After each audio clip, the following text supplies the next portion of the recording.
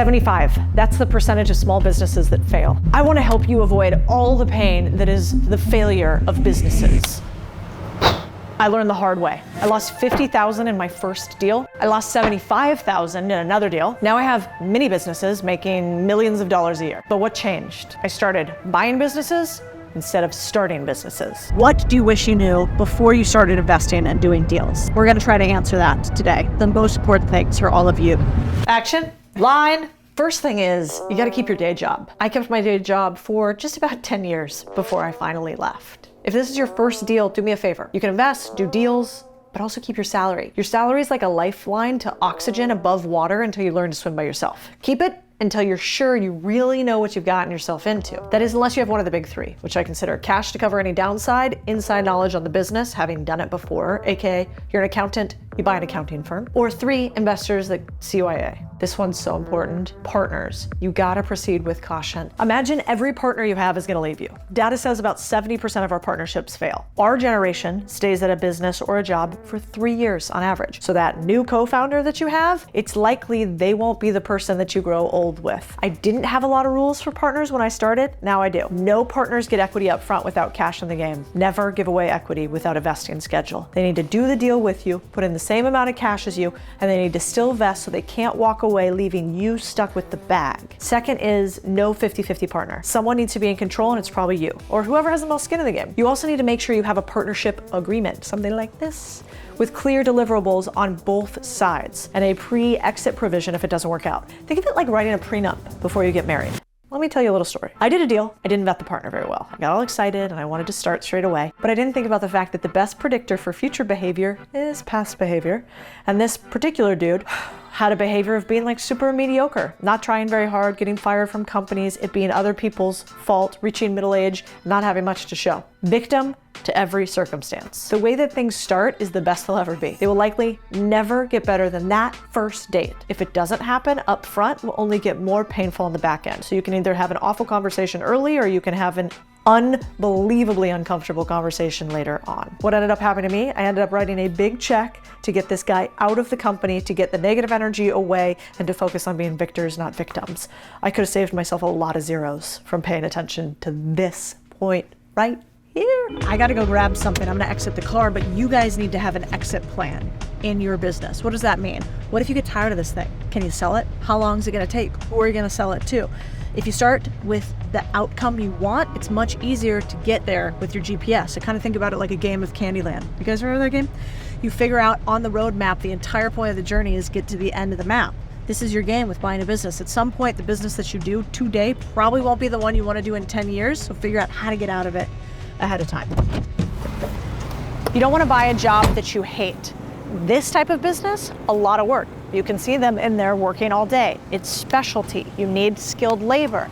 Now, a business like a dry cleaners, although I don't love them, less work. You could hire lower skilled labor to do the work next to you. But don't you see the alterations handling behind me? Also more skilled labor. You want to make sure that the business you buy is not just you trading one job you don't like to work for a business that you can't escape from that is still a job. This is the number one thing I see people do wrong. Separate is you can start with a business like this that you don't have to be the operator of. Something like a postal shop, you could actually have somebody else run for you. But don't buy a job you hate, because it turns out you can't leave a business like you can leave a job. But this one, I'm gonna see if they might be interested in selling. Hi, yeah, total. Do you have an Instagram? Give you guys a little love. All right. I know I said shh, don't tell, but actually you shouldn't keep your deals a secret. You want the deals to get beat up. That way, you know if they're actually good or not. Also, this place is cool. Quinn's owned it for 25 years. How awesome is that? Maybe you should come check out Point Loma if you need to do some shipping. How long do deals take to do? There's something called the 3-6-12 framework. Basically, you need at least 3 months to learn about deal making, how to do a deal. Then you need 6 months to actually close the deal. Then you need 12 months after you've bought the business to integrate the business. That means make sure you actually know how to run the thing. Most people get into trouble because they try to expedite any of one of those 3 steps. And when you do that, you end up f***ing up all the work you've done previously. So get really tight on realizing that good things take time. The people that try to rush are often the people who get caught up in get rich quick schemes, and the only things that those things help with is helping you lose money fast. Franchises. Let's check out the competition. I don't like to own these things, but I like to know what they're up to. Love them, hate them, really depends.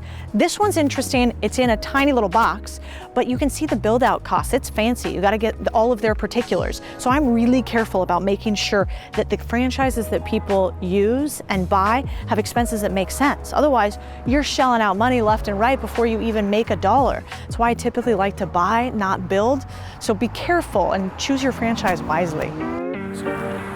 If you're going to buy a business, you need niche expertise, sector-specific experts that understand your business. My friend Zach bought a gym, a CrossFit gym to be precise. And the reason he got comfortable buying it is because he paired up with one of the trainers that knew the ins and outs of the business, who had also managed the joint. So don't just buy a business all by yourself with no expertise. Make sure you find yourself a little who, not always how. Let me tell you why you want to have a who, not always just a how. Because the next rule is we don't buy turnarounds. You're not a pro, so we don't do pro level things yet in business buying. I think about it like nice house on a nice block, we just let the asset appreciate. We don't buy the shitty house that we have to completely redo on the block and try to become an expert in fixing the kitchen right away. Derelict businesses or turnarounds are hard. They're super hard. And you are just easing your little tootsies into this game of business buying. So make sure it's profitable when you buy it. I've got some more lessons I actually thought we'd talk about when it comes to what I wish I knew when I was buying my first business and what not to do. No deals that you could lose more than 20% of your net worth on. That's my number. These days, those numbers are maybe more like 5%. I might be able to lose $100,000 or $1 million and be okay. Not like bragging, just to say the truth. But in the beginning, I wouldn't have been fine losing $1,000, $10,000, $50,000. So know what your 10 to 20% number is, and that's gonna tell you, should I do this deal or not? Be really careful with SBA loans. This is some 202 Warren Buffett level shit, but remember these words. It's controversial. I would never wanna do a personally guaranteed loan on my first deals. Personal guarantee means if you get a loan from somebody else, like the SBA, the Small Business Administration, you get some sort of cash from them, but they get access to your assets. So break this down. I owe you. Hi, bank. Please give me $10,000. Great. I will give you $10,000. You now need to pay me back that $10,000, but your business is failing, so you can't. No money for you. So what happens? The bank says, you have a nice house that's worth more than $10,000. I'm going to take your house, pay back that $10,000. You don't have a house? Oh, I'll take your car. This is a car. If you don't have a car, they will come after anything that you own, and this will be you sad at the end. This is the weight of loans and debt done poorly. So make sure that you understand if you actually want to take that risk.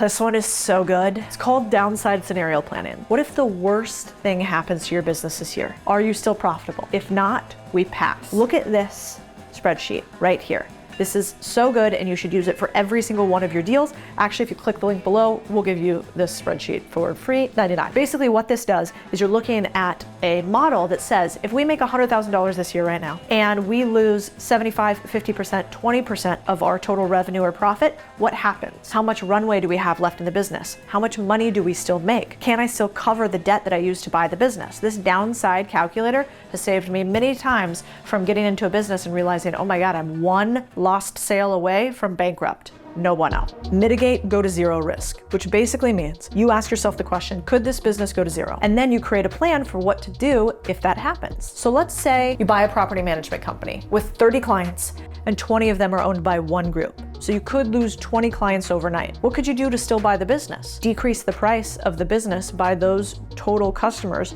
for 2 years and hold that in escrow somewhere, meaning the bank holds it until the deal goes through and you've kept those clients for that period of time and recouped your cost. There's tons of ways to mess with businesses, but basically you want to ask yourself, how could this business go to zero and how could I protect myself from it? Don't fall in love with any businesses or any deals. My dad always said, never fall in love with something that can't love you back. Really important that you remember that. There's so many deals that you could swim in them. It's the kiss of death that you get too far down the road with a deal and you have sunk cost fallacy, which means because you spent a bunch of time and cash on it, you think that you still need to do this deal, you fall in love with the deal. Let me show you what this looks like. You're about to close. The seller knows that. So right before you go to close, he says, I need a little bit more cash, or I can't give you you enough financing. These tiny paper cuts, they bleed you out. So hold the line. Too many deals to fall in love with one. This is super technical, but in every deal you do, you need to find the one thing that could kill you. One of the biggest deals I've seen go sideways was largely because of one thing. That was the assets that they had, the expensive stuff that started to fail or break. In this instance, it was trucks. So it's really normal pre-sale for people to band-aid equipment. That means that the repairs don't come out of their P&L before they sell or their show on their balance sheet. It looks to you like they've got a fleet of great trucks to use, but behind the scenes, they're a bunch of lemons. You need to get a third party to value their assets. It's really easy. You can Google search third-party valuation experts, but make sure you do it. Let's say you're like me and you don't want to take all that risk on. You want to diversify your risk. You want to spread it out across a bunch of people. There's a lot of ways that you can do that. You can get seller financing, you can raise from investors, you can use multiple loans, and you can actually learn how to do this here for free. You can use this small business calculator. You can do deals that help other people grow just by you sourcing the deals to them. Typically for me, I want 12 months of emergency fund cash to make sure if anything goes sideways, I'm A-okay. Speaking of seller financing, I like it. What does it mean? Let's explain it in one single sheet of paper because that's all I have left. Owner of a small business has money in the form of profits they make each year. They want to sell the business. You don't have money. You need money to buy this business. In order for you to buy this business, the owner gives you money. Then as you make money over the course of each year, you pay out the owner from the profits. It's a little triangle like this. Business owner gives the cash from its business to you for you to purchase the small business, and as the small business profits more, you give it back to the owner. The benefit of this is that you don't always have to have a personal guarantee, which is good. I don't know if you guys are ready for that next level thing, but revenue and profit share deals are those. We should probably do a whole video on this. It's basically where you learn how to buy a business with your sweat or expertise. I'm not gonna break the whole thing down. Drop it in the comments if you want me to break down a sweat equity or a rev or profit share deal, because I got you, fam. Okay. The thing is, small business owners lie to you all the time. So one, having an accurate way to review the financials of a business, super important. You can use a tax accountant to do that. And also, once you become the owner of the business, you can lie to yourself too. So I use things like this to track my business every single week and see where it's going. This is called a financial scorecard. It's fancy, it sounds kind of boring. Maybe people would go rather watch Netflix and understand this, but if you understand things like scorecards, that's how money gets accumulated, because money is like a mistress. If you don't pay attention to her, somebody else will. Remember, entrepreneurship is hard. You'll lose money and time and sleep, get stolen from and sued. But working a 9 to 5 is hard. You'll be underpaid, not promoted, under-challenged, hate bosses. All of it is hard. So you get to choose your hard.